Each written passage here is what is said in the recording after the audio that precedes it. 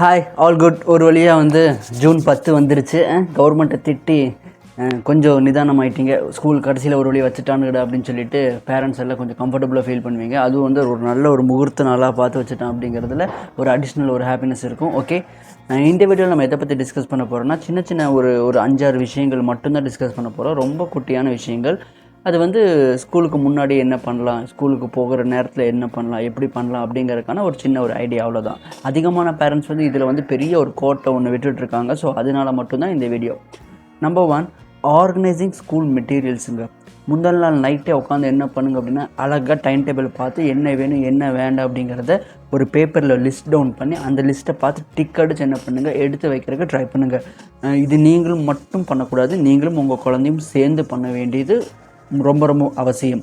ரெண்டாவது, அதிக நாள் ஆயிடுச்சு ஆனாலுமே பார்த்தோம் அப்படின்னா இப்போ பல வருஷமாக நான் இதுதான் சார் பண்ணிகிட்ருக்கேன், ஆனால் அவன் பார்த்து எதுவுமே எடுத்து வைக்க மாட்டேங்கிறான் அப்படின்னா அவனுக்கு எக்ஸிக்யூட்டிவ் ஃபங்க்ஷன் ஸ்கில்ஸ் ரொம்ப ரொம்ப குறைவாக இருக்குன்னு அர்த்தம். ஸோ அவனுக்கு கண்டிப்பாக நம்ம அசிஸ்டன்ஸ் பண்ணிக்கிட்டு தான் இருக்கணும். ஸோ நீங்கள் பண்ணுற வேலையை கடைசி வரைக்கும் நீங்கள் பண்ணிகிட்ருக்க மாதிரி தான் இருக்கும்.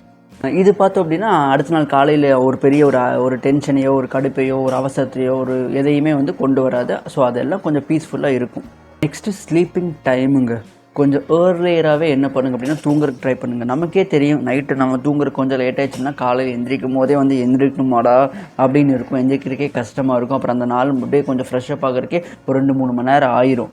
ஸோ அதே தான் நம்மளோட குழந்தைங்களுக்கும் நடக்கும். சீக்கிரம் தூங்க வைக்கிறதுக்கு ட்ரை பண்ணுங்கள். அதுக்கு தகுந்த மாதிரி உங்களுடைய டின்னர் டைமிங்கை உங்களுடைய வேலைகள் எல்லாம் முன்னாடி பின்னாடி என்ன பண்ணுங்க அப்படின்னா அட்ஜஸ்ட் பண்ணிக்கோங்க. ஜாயின்ட் ஃபேமிலிஸ் இருப்பீங்க, தனியாக இருப்பீங்க, ஒர்க்கிங் பேரண்ட்ஸாக இருப்பீங்க. Of course it's a big deal. But still என்ன பண்ணுங்க அப்படின்னா கொஞ்சம் எவ்வளோ ஏர்லியராக பண்ண வைக்க முடியுமோ அவ்வளோ பண்ண வைக்க ட்ரை பண்ணுங்கள். அப்போ தான் அந்த ஸ்லீப்பிங் வேக்கிங் டைமில் கொஞ்சம் என்ன ஆகும் அப்படின்னா இம்ப்ரூவ்மெண்ட் கிடைக்கும். கொஞ்சம் நல்ல தூக்கமும் குழந்தைங்களுக்கு கிடைக்கும்.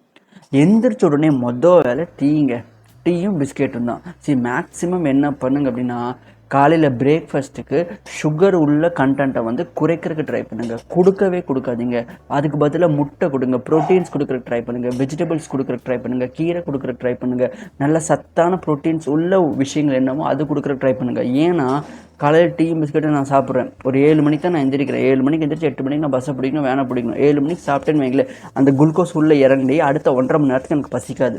ஸோ கரெக்டாக அப்போ நான் ஒரு 7:45க்கு எவ்வளோ தான் ஊட்டினாலும் என் குழந்தை என்ன பண்ணாது, சாப்பிடாது. அப்போ அது சாப்பிடாத போது என்ன ஆக ஆரம்பிக்கும் அப்படின்னா நான் மறுபடியும் அது சாப்பிடாம தான் நான் ஸ்கிப் பண்ணிட்டு போவேன். ஆனால் என்ன ஆகும் அப்படின்னா ஃபஸ்ட்டு பீரியட் நான் கிளாஸுக்கு போய் உட்காந்த உடனே அந்த 1.5 மணி நேரம் முடிஞ்சு அந்த குளுக்கோஸோட ஸ்பைக் அப்படியே டவுன் ஆயிரும். அந்த ஸ்பைக் அப்படியே டவுன் ஆயிடுச்சுன்னு வைங்களேன், அது மறுபடியும் ஏறாது. அது வீட்டிலையா இருந்தால் என்ன பண்ணும் அப்படின்னா ஒரு 9:30 மணி 10 மணிக்கு ஏதாவது ஸ்நாக்ஸ் தேடும். ஆனால் அந்த குழந்தை ஃபஸ்ட்டு பீரியடில் ஸ்பைக் டவுன் ஆயிடுச்சுன்னு வைங்களேன், அந்த டைமில் அந்த குழந்தைக்கு ஸ்நாக்ஸ் கிடைக்காது. ஸோ அந்த ஸ்பைக் ஏறாது, மந்தமாகவே தான் என்ன ஆகுவாங்க அப்படின்னா இருக்கும். அதுக்கப்புறம் பார்த்தோன்னா அந்த செயின் ஃபுல்லாகவே கொலாப்ஸ் ஆகும். அந்த நாளே பார்த்தோன்னா அவங்களுக்கு சரியாக ஓடாது. சுகர்ஸை கம்மி பண்ணிவிட்டு ப்ரோட்டீன்ஸ் அதிகப்படுத்துங்க. இது ஒரு சின்ன ஒரு பயாலஜிக்கல் அண்டு டோப்பமைன் சம்மந்தப்பட்ட ஒரு பெரிய ஒரு விஷயம். ஸ்கூல் விட்டு வந்ததுக்கு அப்புறம் உடனே என்ன நடந்துச்சு, இன்றைக்கி மிஸ் என்ன பண்ணாங்க அப்படின்னு ஒரு கேள்வி கேட்டிங்கன்னு வைங்க, அவன் உஷாராயிடுவான். இவன் என்னமோ ஒன்று பிளான் பண்ணுறான்டா நம்மக்கிட்ட அப்படின்னு யோசிச்சு அவன் மூளை அதுக்கு தகுந்த மாதிரி வேகமாக வேலை செஞ்சு எதை சொல்லலாம் எதை சொல்லக்கூடாது அப்படிங்கிற ஒரு செக்ரிகேஷனை கொண்டு வர ஆரம்பிச்சிடும். ஸோ ஜென்ரலாக எல்லா விஷயமே என்ன பண்ணுங்க அப்படின்னா பேசுங்க. அதுக்கு ரொம்ப ரொம்ப முக்கியமான விஷயம் அந்த டைம். போயிட்டு வந்தோடனே ஒரு 1/2 மணி நேரம் உட்காந்து என்ன பண்ணுங்க அப்படின்னா டைம் ஸ்பெண்ட் பண்ணுற மாதிரி ஒரு விஷயத்தை கொண்டு வாங்க. டைம் ரொம்ப காஸ்ட்லிங்க. விட்டுட்டு மறுபடியும் வேலைக்கு போகிற மாதிரி பேரண்ட்ஸ்க்கு இருக்கும், பல சுச்சுவேஷன்ஸ் இருக்கும். பட் ஸ்டில் நீங்கள் எவ்வளோ உங்கள் குழந்தைங்களுக்கு டைம் கொடுக்குறீங்களோ அவ்வளோ முக்கியம். அந்த டைமில் என்ன ஆகும் அப்படின்னா 2 நாளைக்கு முன்னாடி 3 நாளைக்கு முன்னாடி நடந்ததெல்லாம் 4 நாள் 5 நாள் கழிச்சு அந்த குழந்தை சொல்ல வரும். பிகாஸ் அது எப்படி ஆகும் அப்படின்னா அது வாலண்டியராக அது ஆகாது. எப்போவுமே பேசும்போது மட்டும்தான் இன்வாலண்டியரியாக நமக்கு தெரியாமல் நிறைய விஷயங்கள் வெளியே வரும். ஸோ அந்த ஸ்பேஸை கொடுக்குறதுக்கு ட்ரை பண்ணுங்கள். இது ரொம்ப ரொம்ப முக்கியமான விஷயங்க. அதிகமாக என்ன பண்ணாதீங்க அப்படின்னா உங்கள் குழந்தைகளுக்கு சப்போர்ட் பண்ணுற விதமாக டீச்சர்கிட்டையும் அவங்களுடைய ஃப்ரெண்ட்ஸ்கிட்டையும் அதிகமாக போய் நீங்கள் உங்களோட ப்ரெசன்ஸை கொடுக்காதீங்க. நீங்கள் அவங்களுக்காக வேலை செய்ய ஆரம்பிச்சிட்டிங்கன்னா, கேள்விகள் கேட்க ஆரம்பிச்சிட்டிங்கன்னா அவங்க அம்மா இருக்கான் அப்பா இருக்கிறாங்கிற தைரியத்தில் அவன் அந்த வேலையை கம்மி பண்ணிடுவான். நம்ம சின்ன கிளாஸஸில் நம்மளால் பண்ண முடியும். பெரிய கிளாஸஸில் ஆச்சு அப்படின்னா பாதிக்கப்பட போகிறது அவன் மட்டும்தான். பசங்க வச்சு செய்வானுங்க அவனை. ஸோ கரெக்டாக அவனுக்காக அவனை நிற்க விடுங்க. முக்கியமான வேலை இந்த எழுதுகிற வேலை, படிக்கிற வேலை, இந்த ஹோம்ஒர்க் டிபார்ட்மெண்ட், இது எப்போவுமே விசிபிளாக இருக்க வைக்கிறதுக்கு ட்ரை பண்ணுங்கள். ஹோம்ஒர்க்குக்கு அப்படின்னு ஒரு பிளேஸ் வேணும், ஒரு டைம் வேணும். அந்த பிளேஸ் அண்ட் டைம் விசிபிளாக இருக்கணும். அதாவது வந்து எல்லாரும் அவனை பார்க்குற மாதிரி இருக்கணும்.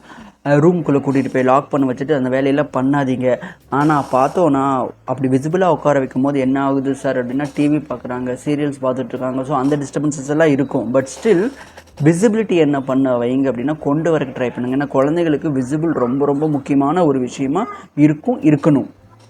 இது எல்லாம் கரெக்டாக பண்ணாலும் ஒரு விஷயம் நம்மளால் பண்ண முடியாது. அது என்ன அப்படின்னா ஃபிசிக்கல் ஆக்டிவிட்டிங்க.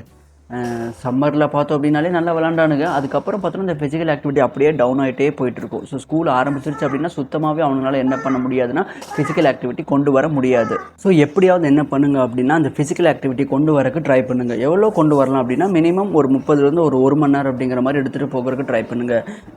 மேபி சைக்கிளிங் கொடுக்கலாம், இல்லைன்னா கொஞ்ச நேரம் கிரிக்கெட்டோ ஃபுட்பாலோ இந்த மாதிரி ஏதாவது ஒரு குரூப் ஸ்போர்ட்ஸோ இல்லைன்னா ஒரு இண்டிவிஜுவல் ஸ்போர்ட்ஸோ கொடுக்குறக்கு ட்ரை பண்ணுங்கள். மென்டல் இல்லாமல் பசில்ஸ் இல்லாமல் ஆக்டிவாக ஓடி ஆடி பண்ணுறதுக்கு ட்ரை பண்ணுங்கள். ஏன்னா ஸ்லீப் ரொம்ப நல்லா இம்ப்ரூவ் ஆகும். ரெண்டாவது பார்த்தோம் அப்படின்னா மெமரி ரெட்டென்ஷன் ரொம்ப நல்லா அதனால பெனிஃபிட் கிடைக்கும், அதிலிருந்து பெனிஃபிட் கிடைக்கும். மூணாவது பார்த்தோன்னா அடுத்த நாள் காலையில் எழுந்திரிச்சு போகிறக்கே ஒரு நல்ல ஒரு ஃப்ரெஷ்னஸோடு கிடைக்கும். ஸ்கூல்லலாம் பார்த்தோன்னா வளர்கிறதெல்லாம் ரொம்ப ரொம்ப என்ன ஆக ஆரம்பிச்சிச்சு, குறைய ஆரம்பிச்சிருச்சு. ஸோ நம்ம தான் ரெண்டே என்ன பண்ணணும் அப்படின்னா டெவலப் பண்ணி எடுத்துகிட்டு போகணும்.